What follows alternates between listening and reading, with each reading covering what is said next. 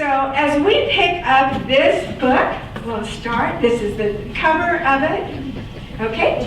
And well, the first image that we come to is the map. And I'll let Pat tell you about the map. This has become sort of the signature statement of our books. Except, you know what? We didn't put it in Breaking Bread. No map in Breaking Bread. We didn't have a map in Breaking Bread. We didn't need it. No. Recipe book. That's true. Why would you need a map and a recipe book? We wouldn't. That's why we didn't do it. Okay. So, but the map has gone in all of our other books so that people can pick up, for instance, Remembering the California Missions. We did that a few years ago. Start in San Diego, go all the way up through the missions, not necessarily in the area of the founding, but not necessarily in the geographical area, all the way from San Diego to Sonoma. And the map leads the way. So tell us about this map. The Great Central Valley, and I think what's kind of interesting about this is that so far as doing this project, we have done so many other parts of California, and I got to the point where I thought, you know what, we are kind of sliding into the area where we live here. The coast is wonderful, the missions are wonderful, we did the local Fresno's Architectural Past 1 and 2, but what about this valley? So many people, again, seem to kind of look down on the fact that we live in the Central Valley, and I was determined to start painting, and I painted before we even got a contract. I probably had maybe, how many paintings? 50 paintings I had done. 50. And I thought, I'm going to do this, whatever I have to do, just to make us proud of where we live. So on the map, you can see we're starting basically when you come out of LA and you head up north. And look to the left and look to the right. We go up, straight up, but we do divert. And you will see with these slides, some are to the left, some are the west, and some are to the east. As we follow on up past Bakersfield, past Fresno, Modesto, Sacramento, and we wind up at Mount Shasta. So enjoy the ride. Thank you. Okay, so the first image that we come to then should be familiar to all of us. This is the Ridge Route. How many of you have been on this little stretch? A few people have. It's actually a threatened little segment, a 17-mile section. The Ridge Route opened up commerce between Southern California and Central California. So we have this little Ridge Route. Notice there's no guardrail. There's nothing there except behind the weeds. It's straight down. So Pat usually will say, can you move over when I hit a road similar to that? And I try to get closer to the mountain range. But 17 miles, it is on the a concrete paved road on the ridge of the Tehachapi Mountains here. It was a steep, graded climb with the notorious curves. I've heard people talk about having to drive their car backwards over the grapevine. You know some of this area. Can you imagine? We're so spoiled now. But it is listed, that segment is all that's left, and it is listed on the National Register of Historic Places for its historical significance. The remaining section, that little 17-mile section, is closed to traffic. We can't even get on it. We try to throw our weight around sometimes, but they don't let even us go on that little just segment. As well. It's just as well, and that was at the request of the Forestry Service. They didn't want the accidents, and they certainly didn't want it destroyed with traffic. So the next image that we come to then is Fort Tejon. How many of you have been to Fort Tejon? Oh, good, I love seeing your hands. Thousands of times we've driven down to Southern California and never once stopped at Fort Tejon until we were doing this book. And then it was a matter, we have to do this book. So this is that area, Tehachapi Mountains and Migdio Mountains, Santa Migdio Mountains. It links again the Southern California and Central California. This Fort Tejon is listed on the National Register of Historic Places. It was built in 1854 as a protection against the Californios and Native American Indians, the Paiute and Mojave Indians. The Amigdiano Indians were relatively calm and peaceful and not as aggressive, so they didn't really need that threat. They weren't a threat to the settlers that were there or anything. And the Amigdianos were a part of the Chumash Indians, which you see Chumash Indians all over California, don't you? So we have that, and this originally housed the first U.S. Dragoons, and that was a Dragoons is that name of the army? Yes, Dragoons. It's a mounted infantry, and after they left, they were transferred out to fight in the Civil War. Then volunteer troops stayed until it closed in 1864. That's kind of about that time, the Civil War period, right? And the buildings that you see here, there are a few of them that are there. Some of them have been restored. The rest have been left to go into what they call arrested decay. It just kind of goes back to the elements. Stored, kept care of it, but not actually restoring it as we might to do that. So arrested decay is a great word that I learned. This is kind of just a small segment of what it used to be. Right. And I thought it was kind of neat to read about the fact that one of the buildings there was a band room. In other words, they had a band. And I thought, isn't that kind of neat? Of course, we're big music lovers too here, so even those the dragoons enjoyed music. Yep, exactly. So the next item that we come to here is the Chavez Monument. I have a couple people that actually grew up in the Salinas area, picked in the fields there, and they were part of the grape strike. And I've heard a lot of interesting stories from them as they've shared their memoirs with me. But this is the National Monument. It's approximately 30 miles. Now we're over on the other side here. We came down the Grapevine. We went over the Tehachapi Mountains, and it's off the Tehachapi Mountains there. And it is about 30 miles from Bakersfield and was the former home of Chavez and his wife, Helen Fabella, and the headquarters of the United Farm Workers. Chavez and his wife are buried. That's kind of the area where they're buried. It's absolutely gorgeous.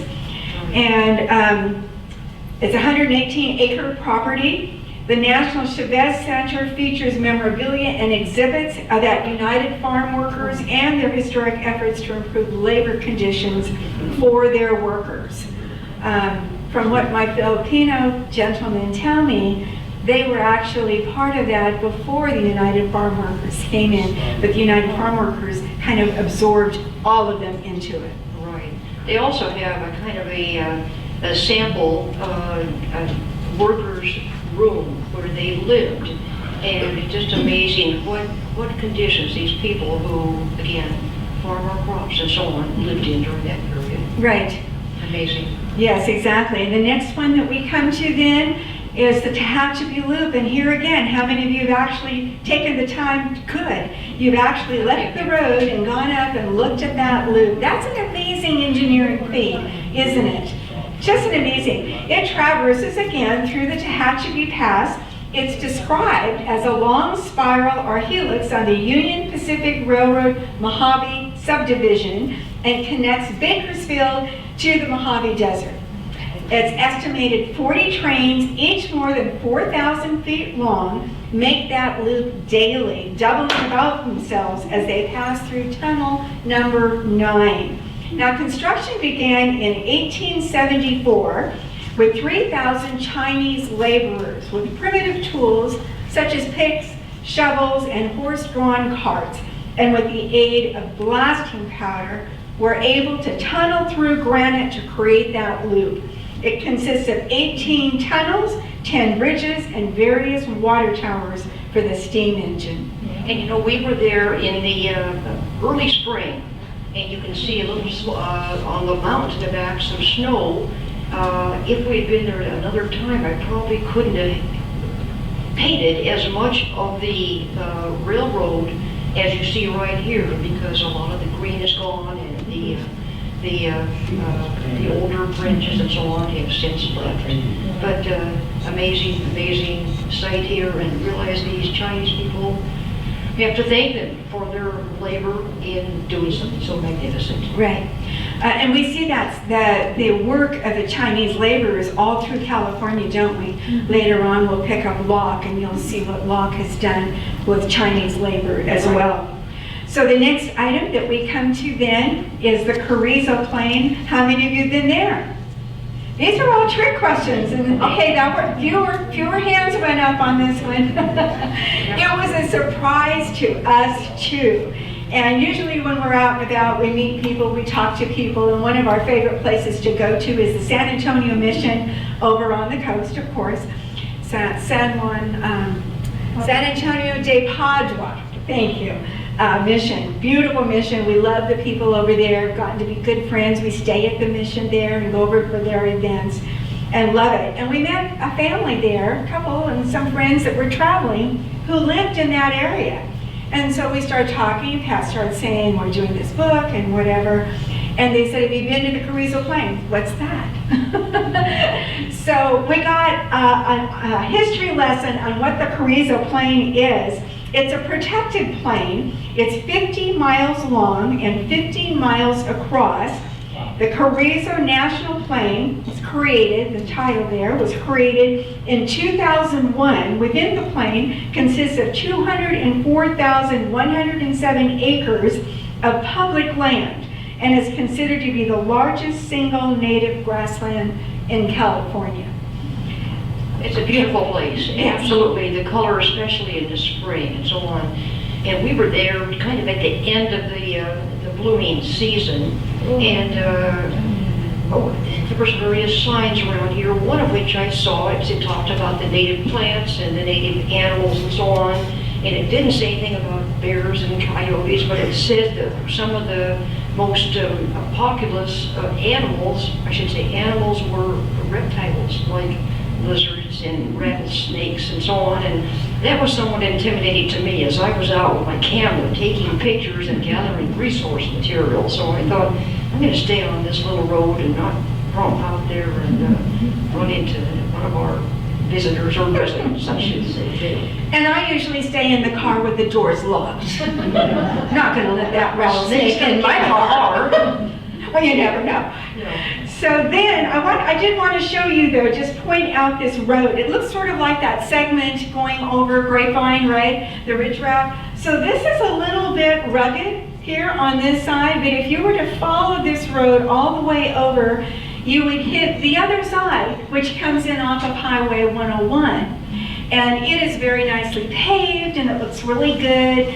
And you think, wait a minute, you know, the counties don't have their priorities right, that it should be paved all the way through. But this road does wash out during the winter. So if you do plan to go up there and see the bloom, which is fabulous, make sure that you check the weather and make sure there's no floods coming through. You might get stuck right there in the middle of that plain. And I'm not sure we even saw any other people there, Janice, so that's low priority anyway. Well, it is, but Jeff, I can never say his name right. Jeff Ilo? Is that how you say his name? Aiello. Aiello, thank you. I knew I would say it wrong, so I appreciate that. But he did a PBS special on that not too long after we had been there, and it was during the super bloom time that we were there. It's like, what's that? Because now it's a drought time, right? But at that time, it was blossoms everywhere. He did a wonderful job with that. I'm sure it'll pop up again on a rerun somewhere on his programming. So the next one then is dear to Pat's heart, so I'll let her dive into that one, then I'll give you some factoids on it. Have you ever heard of Weedpatch? Yes. Have you ever heard of John Steinbeck and the Grapes of Wrath? Yes. You see the movie, you read the book, and you say, oh my goodness, what a shame, and so on. Well, this is the real place, Weedpatch, in Orland. And, you know, when you read and hear about what we in the Central Valley, how we treated those Okies that came out, fleeing the Dust Bowl, it embarrasses me. I just think, how could we have been so cruel? But I just finished last night again rereading a book called Children of the Dust Bowl. And it tells a story about how these kids came here, what they looked like, what they ate, how they were treated so badly from the farmers and the people and so on. They were scum, they were ragamuffins, and they didn't belong here. But a man named Mr. Hart became a school principal. He hired these teachers who taught a variety of things, pretty much what we would call in vocational classes and so on, taught these kids manners, taught them how to behave. They built their own school, their own cafeteria. They built their own swimming pool. They learned how to work with carpentry and masonry and so on. And in retrospect, all of those kids turned out to be extremely successful in life. And again, a great ending on a sad part of our history in the valley. But it's a wonderful story, this Children of the Dust Bowl. Pat was talking about it, and I was at the gallery, so I borrowed it and read it. Read it in about a couple of hours or so. It was a quick read, but it was a powerful read. You think of films like Music of the Heart, or Fields of Dreams, or some of those inspiring films that we've said that you go away feeling good about humanity. And that's the way the Children of the Dust Bowl book was, that I expect to see it sometime. Of course, the children that were there, that lived in that area, and the parents of those children, they didn't want these Okies to go to that school, and the Oklahoma people really took pride in that term, but it was derogatory the way the children used it against them.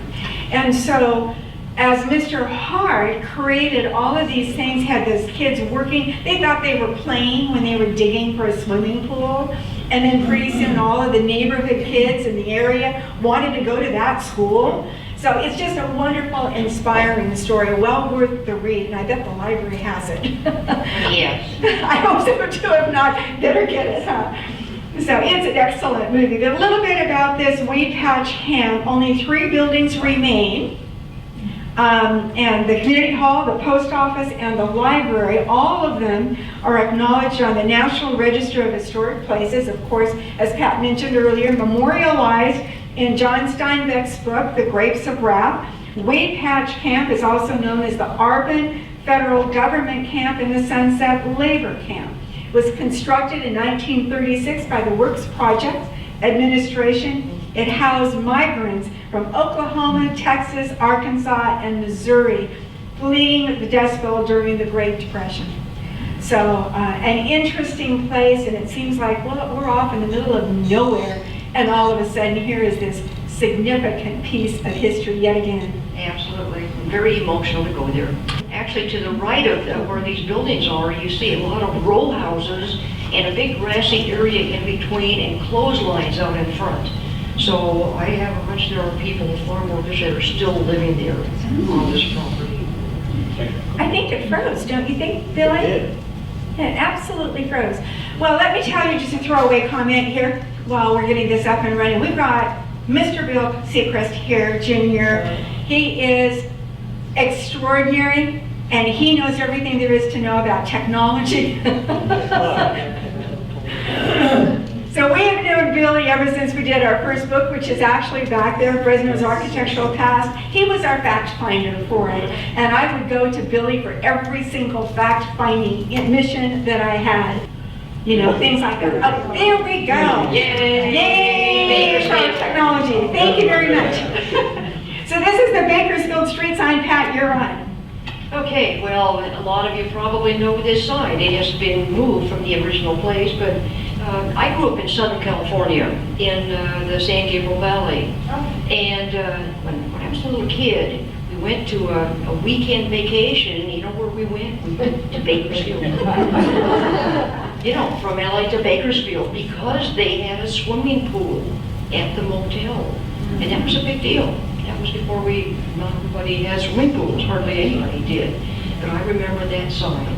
And Janice has some history, and where is it right now? Well, it was built by the California Neon Sign Company, and it was originally constructed in 1949 and renovated in 1999. The 2 towers that support the steel structure are patterned after the Beale Memorial Clock Tower in Bakersfield. The silent arches on both of those sides there are over Select Avenue and intersects with the Buck Owens Boulevard. Bet you know about that, don't you? That's another museum, a great place. Buck Owens, of course, the guitar, the red, white, and blue guitar, and it's a beautiful museum and restaurant, great restaurant too.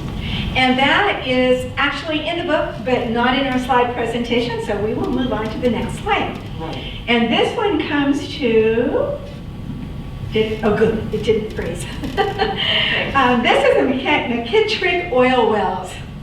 You know, we went to the Carizzo Plain from the Bakersfield side, from the east side, and this is McKittrick. McKittrick is probably the oil capital of the world, and even though I'm painting this from a long ways away, if you got closer and closer and closer, you would see those oil wells, those pumps, are very, very close together. It's very, very dense. And this area, McKittrick, Taft, and so on, they have their own history. And I thought it was kind of a neat place. They have these tar leaks, again, having started out in LA, La Brea tar pits was a big deal. Well, this also is a big deal. And they have a wonderful West Taft Oil Museum. If you get down that way or go to Bakersfield, head off to the west and go to that museum and learn a little bit about the history of that area. It really is amazing when you're driving down the road and you see this massive field of all of these oil wells. We're used to driving around 33, 198, some of these roads that we go to get over to the coast, and here's a spotted oil well here and there, but not in mass like this. This was recognized from Kern County, was recognized as an oil field in the 19th century. It is the largest known oil field in California and the third largest in the United States. Native Americans are familiar for thousands of years due to the tar seeps that come from those. That's about it. I had an article quote that I'm going to pass on that because we're going to do some catch-up time now. So the next image that we come to, another one dear to your heart. Yes, Colonel Allensworth. Heck, they hit the paper just the last couple of weeks, didn't they? Yes, all black community, which started out to be very successful. However, Janice, you can tell who the initiators were. Well, it's a historic village in the middle of desolate fields. And even when you leave Highway 99 or 5 or 99 and try to find it, you're off in the middle of nothing but fields trying to find that, you're lost. And signage is very bad. Signage is always bad. That is the ongoing, we ought to say, but the signage was so bad. Right. In our next book. Yep. A historic village in the middle of desolate fields, as I said. It was named for Lieutenant Colonel Allensworth, who, along with the minister, a miner, and a real estate agent, established the all-black community in 1908 for African Americans. The drop in the water table caused the crops to fail and the town was abandoned. A few buildings remain. Allensworth is listed on the National Register of Historic Places and is a California Historic Park. Pat and I were able to go down for that designation and be part of that celebration when it got that designation as a California Historic Park. That was a really exciting day that we went down there to get that. Also, the train didn't stop there anymore. So it's being out in the middle of nowhere where there's no access there and no water. Yeah, that's the story, but it's back in life now. Yes, it's historic, and I've mentioned before that my granddaughter, during the time when community college was open for in-person classes, she joined a history club, and that was their first field trip. So she came home one day and she goes, Mimi, have you ever been to Colonel Allensworth Park? And I said, sweetie, have you not read my book yet? It's time. Read my book. Someday she will. Someday she will. When she's old and gray, then she'll care. So the next slide then takes us to definitely one of Pat's favorite places. This is Parkfield Earthquake Center. How many of you driven into that? A few of you, you're amazing me. On the way to the coast, you drive past the area. Pat always said, I want to stop sometime. Well, we did. And this is the USGS Earthquake Monitoring Site located in Parkfield, which studies and records earthquake activity on the San Andreas Fault. The same section of the fault line that Pat painted here has recorded frequent activity. Well, okay, 152 and 156, you're heading off to the coast. Mm-hmm. There's a little road to the north, and it says to Parkfield. And I said, let's do it. So we did. It was kind of a crummy little road there, a lot of sunflowers along the way, and dry, and so on. Finally, look off to the left, and there's some green buildings that indicate they are Forest Service or state park or something official. And go a little bit further, and I look on the left side, there's a restaurant, and on the right side, there's a motel. And a little bit further, there's a bridge right here that has been repaired because it's right there at the earthquake fault line. And I thought this would be kind of neat, Janice, to just kind of hang out here a little bit. In fact, we've got a motel there. We could stay overnight just to have that experience. And across the street, the restaurant, we've got it all right here. We've got stuff in the car and so on. There's a sign out in front of a water tank out in front of the restaurant that says, "Be here when it happens." And that made me think, hey, we've got to do that. But we had to get back, and so it never happened. But and remember, I'm the one that sits in the car with the car door locked. Yeah. So I didn't really want to stay when it happened. I wanted to be on the road, gone. So that would be fun. To just take that little road there and have lunch at the restaurant. You should follow the road. It's an experience just to see that. So our next slide then, we'll just kind of zip through these, Pat, a little bit faster this time. So this is the dairy landscape. What can you tell us? It's a dairy landscape. There are more cows than people who live in Tulare. I went out and took pictures of these cows. They all kind of first of all looked at me, but they were busy eating. And but the third cow, if you look, the Holstein, the third one, look at that face. He's looking at me. She is looking at me. See that? Yeah. Anyway, those are, and I've got a friend who's one of my students, and she owned a dairy. She said, that's exactly the way it looks. So yeah, Tulare and cows. And Tulare County is home to more than 200 dairy farms with a combined total of 380,000 cows. The average dairy is between 1,800 and 2,000 cows as of 2017. That's fantastic. Okay, next slide. Now we're at the Exeter orange stand, Pat. But this is not 99, is it? Nope. It's Exeter. We have a friend out here from Exeter. You know, a lot of fruit stands along the way and so on, but this one certainly caught my eye in a way it certainly can draw people, you know, from other fruit stands. When you see that big orange, it's just like, oh wow, I've got to stop here. Yeah, exactly. And that's a fun depiction of that because of what it reflects here in our valley. That's typical, isn't it? Sure. So the next slide then takes us to Lemoore. We're kind of back and forth across that road, remember? And now we're in Lemoore, and this is one of those, I always say in events like this that I have to buy the book to know where I've been, because I'm driving down the road and all of a sudden Pat says, well, stop, stop, stop. Well, you can't do that. That's not safe. So I have to turn around, drive back, find a place to turn off, get on a frontage road, and then come back so Pat can take a picture. Well, you don't complain tonight. I'm not complaining. No, I'm not complaining. But that's how we did this one. That's right, and we were there just at the right time where the cotton was being formed into these modules. Happened to look out for this particular picture. And then the next slide takes us to, not too terribly far from this Lemoore cotton ranch there, to the Harris Ranch. How many of you have been there? All right. All right, way to go. Would have expected everybody to hand it. How many of you are chromies? Chromies? What's that? California chrome fan. All right. You got it. Those of us that follow after California chrome. Of course, he's kind of out to pasture, literally now. So anyway, we have Harris Ranch. There is a hacienda-style resort. Includes 3 restaurants, an inn, and the thoroughbred racehorse division. It was founded in 1937 by the present owner, John's father, Jack, and began as a cotton and grain operation. The Central Valley Meat Holding Company acquired the Horse Ranch Beef Holding in 2019. And we were just there last week, wasn't it? Yes. And we drove all around the whole property. We're looking for another wing that they're going to build there.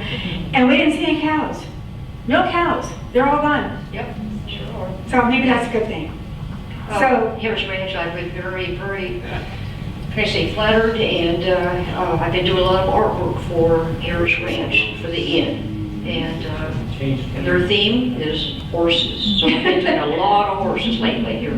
So we're back to Orosi now on the other side of the highway, Janice. yep, we sure are.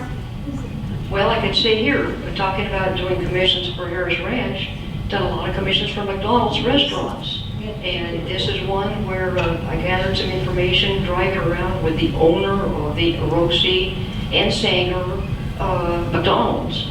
And he showed me a lot of places he wanted me to paint, so I could paint these for the McDonald's restaurants. And of course, this is certainly typical Valley, isn't it? Yes, it certainly is. We need water. We definitely need water. So the next slide then takes us to another threatened property, right? That's what Heritage Fresno is big at. Big at, is that correct English? I am an English teacher, but I'm retired now, so.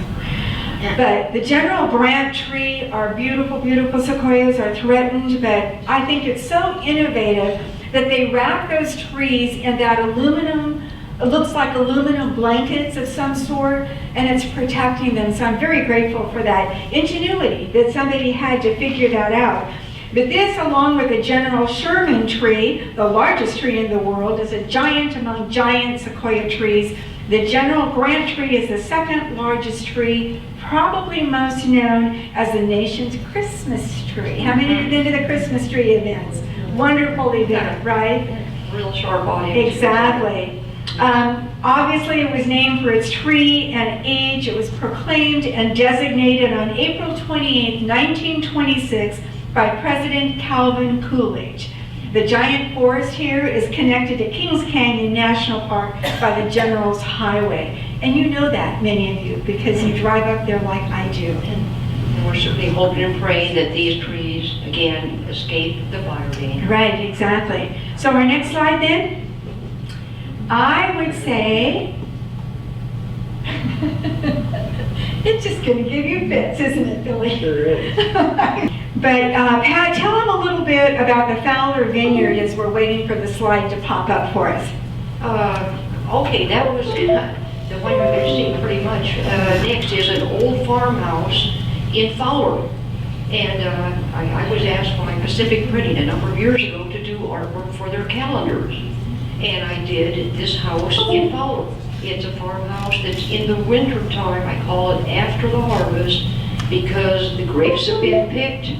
They have not been tied yet. It's foggy. Remember when we used to have fog? And it's out in the middle of nowhere. And so many people, again, related to that particular farmhouse. And so many people in the country, they said, I grew up there, or my parents grew up there, or I know people who lived in that house and probably have sold more prints of that particular painting than anything ever in the last 40 years. It's called After the Harvest, and you can imagine with the words, means after the grapes have been picked, and we have that quiet time until it's out there with the activity, tying them and getting them ready for the next season. Okay, well, he's going to come back up to that, but we're just going to keep on, and we'll just kind of go quickly through those slides when they pop back up. But we'll just get all these little apps that you can take a look at. But our next subject then is the Delta Mendota Canal. And that's an aqueduct that was designed and completed in 1951 by the U.S. Bureau of Reclamation as part of the Central Valley Project. Later, when we talk about the San Luis Dam, which is actually our next slide there, we see that connection between those waterways, the San Luis Dam and our aqueducts that transport that water across our valley. So, and I'll just give you some factoids on some of that. The aqueduct that you will see when we catch up to the slides is 117 mile long and was designed and completed in 1951 by the U.S. Bureau of Reclamation as part of the Central Valley Project. I'm distracted, so I just repeated that. So now you've got a double dose. The San Luis Dam now, construction on the San Luis Dam and Reservoir began in 1963 and was completed in 1968. It's located on the Diablo Range east of Pacheco Pass on Highway 152 in Merced County. It's a major earth-filled dam which forms the San Luis Reservoir. It is considered to be the largest off-stream reservoir in the United States. It's a major, major undertaking in the 60s then. The San Luis Dam is jointly owned by the state and federal government and was constructed for the California State Water Project and the federal Central Valley Water Project. President Kennedy even attended the dedication ceremonies. So an amazing piece of our history. Another one of those engineering feats that I've talked about with the Tehachapi Loop. We'll catch up to those images and you'll see the images, but we'll move rather quickly through them. Then we're going to be out of time. The Mill Pouch Barn is another one that Pat has a fun story about. She won't probably tell you too much about it, but when you see it, you will see advertising on that that says it's a barn. I recognize that. The only one that's left here in the valley, that to my knowledge, this was early advertising. The Mill Pouch Company said, hey, I'll pay you $15 a year just to advertise our product here. And indeed, they did it on the roof. And if you go up to the Bay Area and you're traveling 99, you'll probably have seen it because it's there. So the next slide that we come to is the Stockton Port. Now this is another one that Janice sits in her car with the doors locked. And trying to find our way into that port, we were all over the place. I think it took us 3 weeks to finally get there. Not 3 solid weeks, but 3 different weekends of time to be able to find that. And finally, what you don't see, because Pat didn't want to do all those little squigglies, is a chain link fence that she popped her camera through to get that picture. A little bit off the road. Most of it is pretty secure, and you can't get too close. So her picture is fake news, just so you know. It's about as close as you can get to it. Well, I have snuck a little view right out here. I wanted to get the container ship there, but it's certainly very, very well protected here. Okay, the Port of Stockton is a major inland deep water port, the farthest inland port in California, officially opened in 1933. The port's use dates back to 1846 and soon became a supply center for the California gold fields, now agriculture. So our next slide takes us to that Chinese influence that I said we would come to here. Locke. How many of you have been to Locke? Yeah. I've got a few. Yeah, a few more people have done that. I love it when you pop your hands up. So you've done some traveling too. This was originally known as Locke Port, shortened to Locke in 1920. Locke is also referred to as Locke Historic District, and it's listed on the National Register of Historic Places in 1971 and designated a National Historic Landmark District in 1990 due to its unique example of a historic Chinese-American rural community. Oh, kind of a neat place. I took a bunch of artists up there to paint on location. And again, we painted the buildings here and walked all over this place. This, on to the left, the door, it's a gift shop, and we were there just recently, and he is probably one of the few authentic Chinese people who are still there. A lot of the other buildings have been taken over and been providers by other nationalities here, but trying to maintain that Chinese influence. Definitely. Right. Built by the Chinese, for the Chinese. Yes. Similar to our Colonel Allensworth that was built for the black people, by the black people. And this street is below the main highway. And I say highway, meaning the street along the water, along the delta. It's a level below that, 160, yes. which yes. is also known as the River Road. Yes. So the next slide then takes us to a beautiful image, right? This is the Delta bird habitat, Pat. Again, when you get into the delta, so many neat little turnout places and little towns and so on, and you can get on the ferry and go across from one side to the other.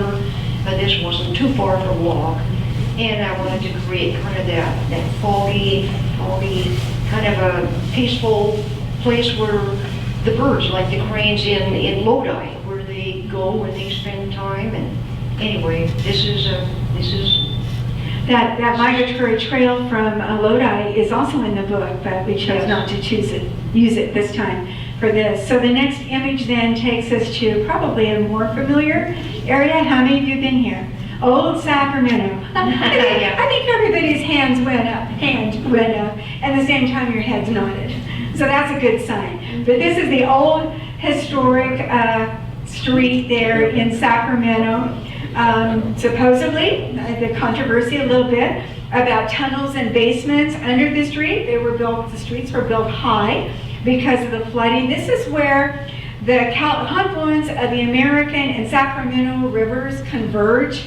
The Sacramento in California flows south of Mount Shasta for 400 miles until it reaches the American River. Old Sacramento, this area right here, is a California historical landmark, designated a National Historic Landmark in 1965, and more than 50 historic buildings of historic value in its 296 area, more than any area of similar size in the West, many of them dating back to the Gold Rush era. Its historical significance is due to being the western terminus of the Pony Express postal system, the first transcontinental railroad. Atlas shrugged, anybody? And the transcontinental telegraph. A great place to hang out, and of course they have the train museum there at the end of the road too. And again, art workshops that you've taken up there. Quite often, another throwaway comment for you here is that when we're out and about like this, people will say to Pat, do you sit there and paint all of these images? No. You just heard us say this weekend, this weekend, this weekend. When we're on a trip and we're researching for a book, photographs, and she goes back and she paints them out of her studio. But as an artist in residence at Yosemite National Park for years and years and years, she loves doing on-site painting and doing art workshops with your students outside. So plein air, they say, you know, one of those fancy words. But it's great to be able to paint outside on location. The whole atmosphere is wonderful, but again, it's not always practical in terms of time and so on. Plus, I always tell my students that you have to come inside when you're done and take a look at what you did outside, because you're going to see that piece of art inside. You will not be showing it outside. So things are finished up, again, once we get back from our trips. Interesting. So the next slide then takes us to, I bet you've all been here too, the heads hiccuping again. But I'll tell you a little bit about it. If I tell you about it, maybe you'll guess what it is. The construction on this building, that you will see in a minute, dates back to 1860, was completed in 1874. M. Frederick Butler, the architect, designed the stately old building, there's a clue, in the neoclassical architectural style. There's a huge clue. The blank is located at 10th and L Streets in Sacramento. It's listed on, I see some of your faces going up and down. It's listed on the National Register of Historic Places as a U.S. National Historic District Landmark and is a California Historical Landmark. Who can tell me first? What building am I talking about? State Capitol. Yes. State Capitol. A+ to you folks. That was a trick question. All right, we'll come back to it, but I will tell you a little bit of a detail. Actually, up in that area, we have them included in the book. We've got the Leland Stanford Mansion, State Historic Park, Crocker Mansion, Crocker Art Museum, the Tower Bridge, that's in the book, which is a historic gold vertical lift bridge. It opened in 1935. Of course, Sutter's Fort, established by John Sutter in 1839. And our last slide, when we catch up, there it is. Yeah, all right. You can't miss this one because it is absolutely gorgeous. So beautiful. And to think that once upon a time we had something similar to that here in Fresno and we lost it. I know, lots of GERS that went up on that one, but that's a beautiful, beautiful building, and we have stories that go on forever. We have 1 minute to tell about when we took a whole box trailer full of paintings from Fresno up to the state capitol for Christmas. This was during the first administration of Jerry Brown, and we unloaded the paintings and we were hanging there for that Christmas. So we certainly had first-hand experience with art here in the state capitol. I thought it was kind of tricky pulling a trailer up into Sacramento and driving all around that area. I didn't know. I saw that face. That's what I thought. What am I doing? But we were kind of gutsy then, still are. So our next slide then takes us to Mount Shasta. It's a potentially active volcano. It's located in the Shasta Trinity National Forest in the Cascade Range. It's a landmark along the Siskiyou Trail, which follows a path that was established by Native Americans linking California's Central Valley and the Pacific Northwest. Mount Shasta is also a designated national natural landmark. How many of you have been to Mount Shasta? Okay, a few hands on that one too. Well, I don't have too much more to say, other than it's just a smattering of landscapes, landmarks, and so on of our Central Valley. Actually, it'd be about 1/8 or so of what we have in the book. Probably. Kind of a little sampling. It was just, to me, quite a thrill to get this book done, to put everything together and say, hey, you guys, we live in a wonderful, wonderful place. Some of these little towns off of 99 that you've never heard of, just take the road off there and go to Lemoore, check the cheese factory, go to Turlock. How many places there down in the South Valley? Just great, great place we live. We just need to take care of it and talk very proud about living here in the Great Central Valley. Okay, as we begin to wrap this up, which we are right now, we're out of time. I'd love to have your questions, do some questions and answers, but we'll be back there at the table. Come talk to us and ask us the questions. We'll try to answer them for you. Again, this is for Heritage Fresno. We are honored to be part of Heritage Fresno and to share some of our work with you. So thank you for coming. Thank you for being part of our audience today. Thank you so much. Bye-bye.